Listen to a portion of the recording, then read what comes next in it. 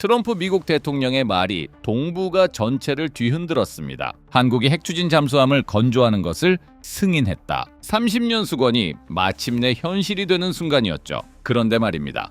이 승인이 단순히 신무기 하나 더 갖는 것으로 끝날까요? 절대 아닙니다. 이것은 동북아 해양 질서를 송두리째 뒤집는 그야말로 게임 체인저의 시작입니다. 한국이 핵잠수함을 갖게 되면 어떤 일이 벌어질까요?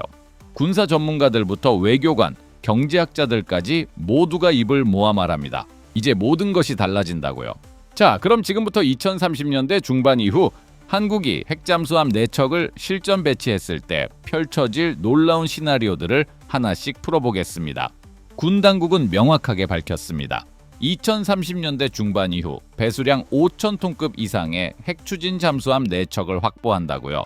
2020년대 후반 건조 단계에 진입하면 2030년대 중반에는 선도함 진수가 가능하다는 전망입니다. 이 잠수함들은 단순한 무기가 아닙니다. 디젤 잠수함이 하루에도 몇 번씩 수면으로 올라와 충전해야 하는 것과 달리 핵 잠수함은 수개월간 연속 잠항이 가능합니다. 속도는 디젤 잠수함의 2배 이상, 은밀성은 비교할 수 없을 정도죠. 전문가들은 더 빠른 시나리오도 제시합니다. 한미 원자력 협정 개정을 포함한 후속 논의가 빠르게 이루어진다면 2030년, 2032년 사이에 실전 배치가 가능하다는 겁니다. 한국은 이미 높은 수준의 잠수함 건조 기술과 원자력 기술을 보유하고 있거든요. 무엇보다 중요한 건 핵 잠수함 4척이 전력화되는 순간 한국 해군의 작전 반경이 한반도 주변 해역을 넘어 태평양, 인도양 등 대양으로 확장된다는 사실입니다. 이건 단순히 잠수함이 멀리 간다는 게 아닙니다. 한국이 명실상부한 대양 해군으로 도약한다는 의미죠. 북한은 2023년 9월 전술 핵 공격 잠수함 김군옥 영웅함을 진수했고 2025년 3월에는 5,000톤급 이상 핵추진 잠수함 건조 현장을 공개했습니다. 전문가들은 북한이 5년 내에 핵 잠수함을 진수할 가능성이 크다고 봅니다. 그런데 여기서 결정적 차이가 있습니다. 북한 핵 잠수함의 기술 수준은 초기 단계입니다. 러시아에서 소형 원자로를 제공받는다 해도 선체 건조 기술과 운용 능력은 한국과 비교할 수 없죠. 한국의 핵 잠수함 4척이 실전 배치되면 어떤 일이 벌어질까요? 북한의 잠수함 기지가 24시간 감시 체제에 들어갑니다. 디젤 잠수함으로는 불가능했던 일입니다. 충전을 위해 수시로 수면으로 올라와야 했거든요. 하지만 핵 잠수함은 다릅니다.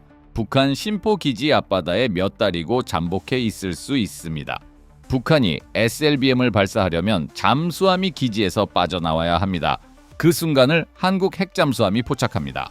은밀하게 빠져나가 기습적으로 SLBM을 발사한다? 이제 거의 불가능한 시나리오가 됩니다. 정성장 세종연구소 부소장은 북한이 5년 내 핵잠수함을 진수할 가능성이 크지만 한국도 핵잠수함을 갖게 되면 북한의 위협을 상쇄할 수 있다고 분석했습니다. 실제로 한국 핵잠수함의 성능이 압도적이라면 북한 핵잠수함은 기지를 떠나는 순간부터 추적당하는 신세가 됩니다. 중국 외교부는 한국의 핵잠수함 승인 소식에 즉각 반응했습니다. 한미 양국이 핵 비확산 의무를 실질적으로 이행하고 지역 평화 안정을 촉진하는 일을 해야지 그 반대를 하지 않기를 희망한다. 하지만 사드 때와 달리 발언 수위는 크게 낮았습니다. 왜일까요? 중국도 계산을 한 겁니다. 사드는 고정된 지상 무기 체계였습니다. 중국이 압박하면 어느 정도 효과가 있었죠. 하지만 핵 잠수함은 다릅니다. 바다 어디든 갈 수 있고 언제든 위치를 바꿀 수 있습니다. 더 중요한 건 한국 핵 잠수함이 중국 해군에 직접적인 위협이 된다는 사실입니다. 이재명 대통령은 트럼프에게 북한이나 중국 쪽 잠수함 추적 활동을 위해 핵 잠수함이 필요하다고 명시적으로 말했습니다. 중국은 이 발언에 민감하게 반응할 수밖에 없었죠. 중국 관영 매체들은 한국의 핵 잠수함이 지역 긴장을 고조시킬 수 있다며 우려를 표명했습니다. 일각에서는 한국이 미국의 대중 견제 전선에 본격적으로 합류했다는 분석도 나왔습니다.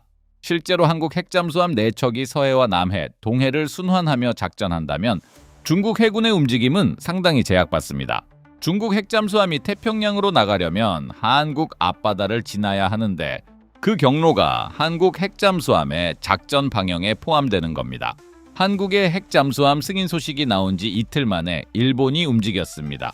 고이즈미 신지로 일본 방위상은 트럼프 대통령이 한국의 핵 추진 잠수함 건조를 승인했다. 주변국 대부분이 핵 잠수함을 보유하고 있다며 일본도 핵 잠수함이 필요하다고 밝혔습니다. 다카이치 사내 일본 총리는 이미 2021년부터 핵 잠수함 보유에 긍정적 입장을 밝혀왔습니다. 그리고 2025년 10월 20일 자민당과 일본 유신회의 연정합의서에 차세대 동력과 수직 발사 장치를 갖춘 잠수함 개발이 포함됐죠. 차세대 동력은 핵 추진을 에둘러 표현한 겁니다. 미국 입장은 어떨까요?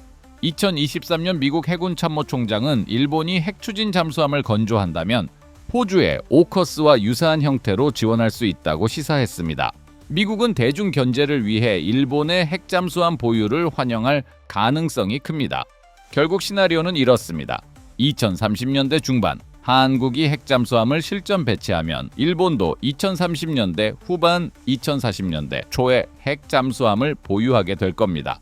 동북아의 한국, 일본, 중국, 북한이 모두 핵 잠수함을 운용하는 시대가 열리는 거죠. 미국이 왜 한국의 핵 잠수함을 승인했을까요?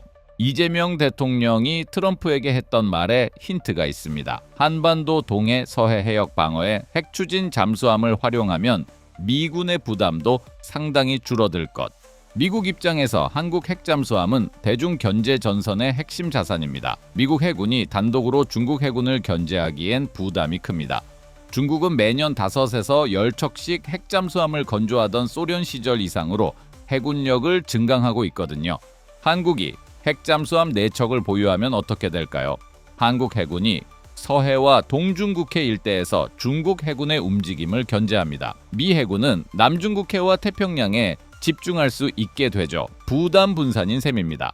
실제로 한 안보 관련 분야의 전직 미국 관리는 한국이 중국 견제에 앞장서는 천병 역할을 한다면 미국은 선뜻 핵 잠수함을 허용할 것이라는 취지의 말을 한 적이 있다고 합니다.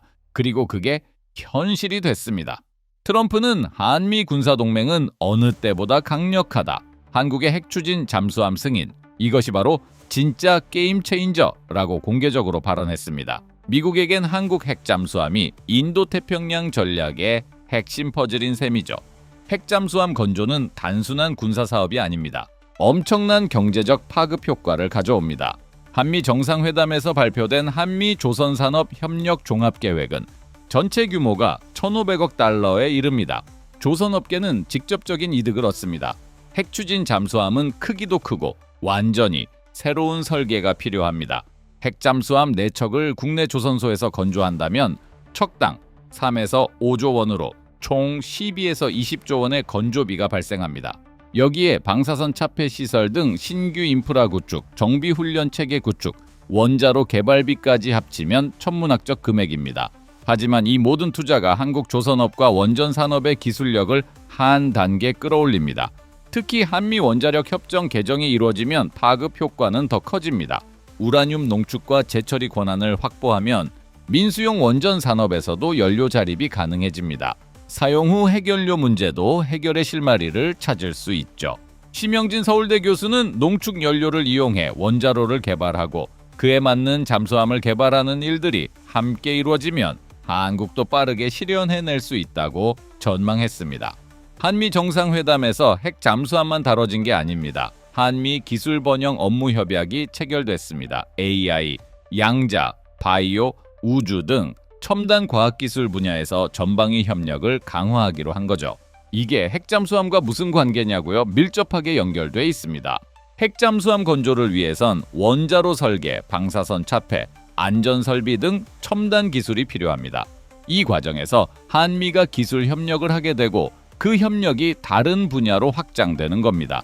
실제로 양국은 한미과학기술공동위원회를 내년 워싱턴에서 열고 AI, 반도체 양자 등 전략기술별 세부 협력 로드맵을 마련하기로 했습니다. 산업계와 연구기관의 기술 교류, 공동펀드 조성 등 민관 협력도 확대됩니다. 트럼프는 AI에서 중국에 뒤처져선 안 된다고 여러 차례 강조했습니다. 한미의 기술 동맹 강화는 미중 기술 패권 경쟁 속에서 미국이 우위를 유지하기 위한 전략적 행보입니다. 결국 핵 잠수함은 문을 여는 열쇠였습니다. 한국이 대중 견제에 적극 나서는 대가로 미국은 핵 잠수함뿐 아니라 AI, 양자, 우주 등 첨단 기술 전반에서 협력을 확대하는 겁니다. 가장 큰 변수는 중국입니다. 한국이 핵 잠수함을 보유하면 중국은 어떻게 반응할까요? 사드 사태의 재현일까요? 전문가들의 의견은 엇갈립니다. 일부는 중국의 강력한 반발을 우려합니다. 한국 핵 잠수함이 명백히 중국을 겨냥한 무기 체계라는 겁니다. 중국이 북한, 러시아와의 삼각 밀착을 더 강화하며 한국을 압박할 수 있다는 거죠. 반면 낙관론도 있습니다. 한국이 전략 핵 잠수함이 아닌 공격형 핵 잠수함을 도입하겠다고 밝힌 만큼 중국의 반발도 일정 수준을 넘지 않을 것이라는 겁니다. 재래식 무기만 탑재하는 재래식 무장 원자력 추진 잠수함이라는 점을 강조하면 된다는 거죠. 실제로 한국 외교부는 재래식 무장을 갖춘 원자력 추진 잠수함이라는 표현을 공식 사용하기 시작했습니다. 제3국을 겨냥하지 않는다는 입장도 견지하고 있습니다. 양갑용 국가안보전략연구원 책임연구위원은 제3국을 겨냥하지 않는다는 입장을 견지한다면 한중 관계에 큰 영향은 없을 것이라며 중국도 핵 추진 잠수함을 여러 척 보유하고 있다는 점을 잘 활용해야 한다고 조언했습니다. 결국 한국의 외교력이 시험대에 오릅니다. 미국과의 동맹을 강화하면서도 중국과의 경제 협력을 유지하는 줄타기를 해야 하는 겁니다. 2040년대 동북아를 상상해 봅시다. 한국은 핵 잠수함 4척을 실전 운용하고 있습니다. 일본도 서너 척을 보유했을 겁니다. 중국은 20척 이상을 운용하고 북한도 러시아 지원으로 2~3척을 겨우 굴리고 있을 겁니다. 이 상황은 위험할까요? 안전할까요? 역설적이게도 더 안정적일 수 있습니다. 세력균형 이론에 따르면 힘의 균형이 팽팽할수록 전쟁 가능성은 낮아집니다. 중국이 압도적 해군력으로 동북아를 장악하려 한다면 주변국들은 불안감을 느낍니다. 하지만 한국과 일본이 핵 잠수함을 보유하면 중국도 함부로 군사적 모험을 시도하기 어렵습니다.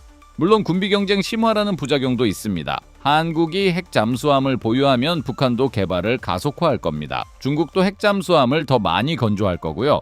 동북아가 핵 잠수함 경쟁의 장이 되는 거죠.